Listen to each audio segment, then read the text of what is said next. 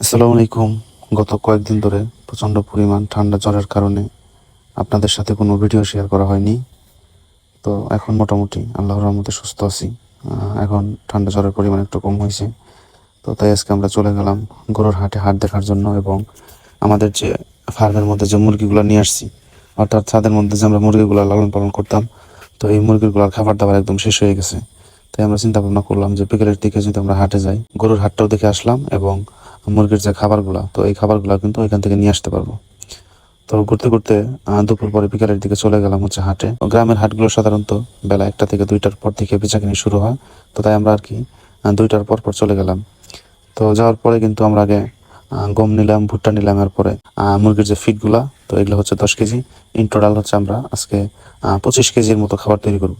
যেহেতু এই খাবারটা অনেকদিন রাখলে কিন্তু নষ্ট হয়ে যাওয়ার সম্ভাবনা আছে, তাই আমরা অল্প অল্প করে এই খাবারগুলো তৈরি করি।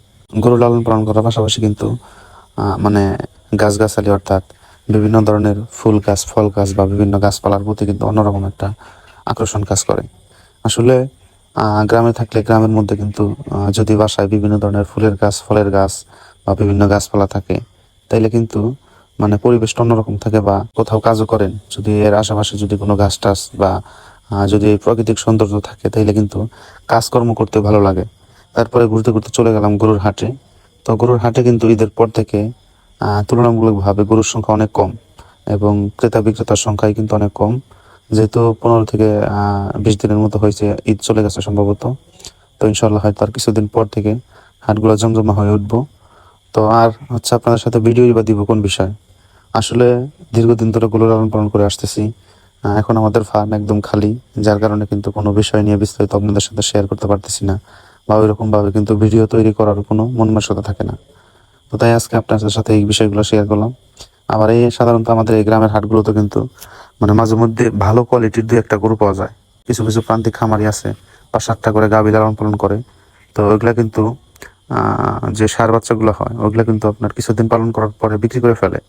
হয়তো 1 থেকে 1.5 বছর পার হওয়ার পরে ভালো একটা অ্যামাউন্ট হলে কিন্তু বিক্রি করে দেয়। তো ওই গরুগুলো কিন্তু মানে একদম খামার উপযোগী বা ভালো মান, জাতমান কোয়ালিটি ভালো থাকে। বিশেষ করে আমাদের এইদিকে মানে প্রতিদিন কোনো না কোনো সময় বৃষ্টি হচ্ছে, যার কারণে কিন্তু আমরা গরুর হাট বাজারে যাইতে পারতেছি না, বা আমার শারীরিক অসুস্থতার কারণে কিন্তু হাট বাজারে যাইতে পারতেছি না।